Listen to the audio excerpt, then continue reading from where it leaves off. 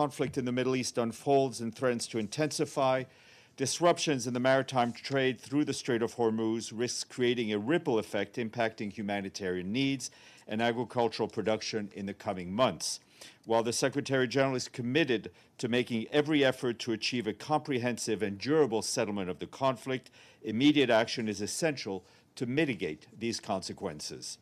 To address these challenges, the Secretary General has established a dedicated task force led by Undersecretary General Jorge Moreira da Silva, the Executive Director of UNOPS, the UN Office for Project Services. This task force will also include representatives from the UN Conference on Trade and Development, UNCTAD, the International Maritime Organization, IMO, and the International Chamber of Commerce. Additional entities may be invited to participate as needed.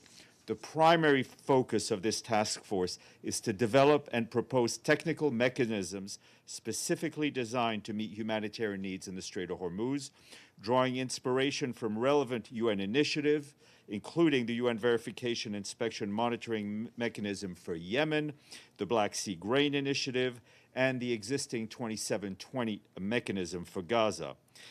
This new mechanism for the Strait of Hormuz aims to facilitate fertilizer trade, including the movements of raw materials.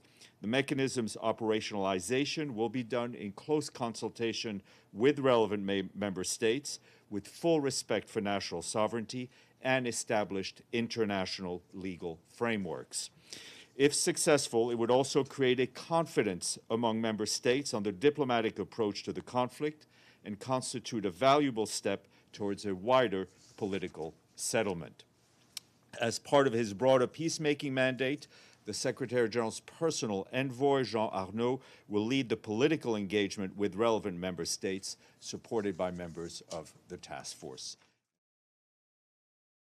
The Security Council this morning held close consultations. The occupied Palestinian territory, our colleagues at the Office of the Coordination Food Program warns that communities struggling to rebuild are now being hit by the effect. Does he envision something similar to what was established during the Black Sea Grain Initiative, where ships would be registered and there would be some kind of inspections?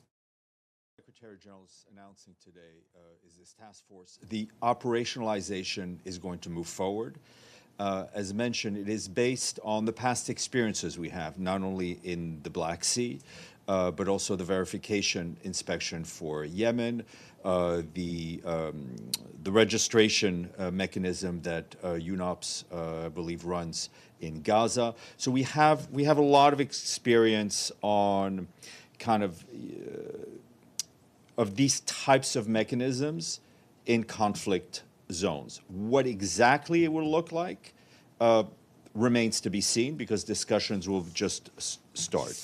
I can tell you that over the last couple of days, the Secretary General has been on the phone with the Foreign Minister of Iran. I think he'll probably speak to the PR again today. He just spoke to Mike Waltz. He spoke to the Foreign Minister of Egypt. He spoke to the Foreign Minister of Pakistan, and also spoke to the Permanent Representative of Bahrain, and more calls will be taking place. Thanks, Steph. A follow-up on that. I understand you said you're going to look into previous experiences, but for example, this is not about the shipments of oil, right, commercial oil traffic. This is really focusing on how to alleviate the ongoing impact of this war. And I think you had the FAO representative here. We've had others talk about the immediate impact on people who have no connection to this conflict, right? The most vulnerable in the most vulnerable countries. At the same time, the Secretary General will continue to encourage the negotiations that we're seeing being reported on to see an end to this conflict. So we're able to do two things at the same time. And again, the task force will now be in touch with all the relevant member states to see how this can be operationalized.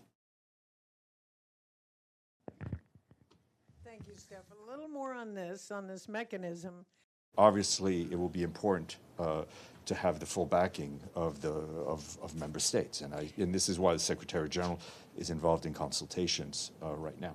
And if I understand it, this is a no. If this is successful, and we very much hope it will be, and we hope that all member states involved will support this, especially for the sake of people, like I mentioned, in Myanmar, who are already being impacted, and we know what conditions they already live in, right? That this could also be a confidence building measure and can help the overall settlement of this conflict. Which we haven't talked about in a while. It's been a year since the earthquake. Okay.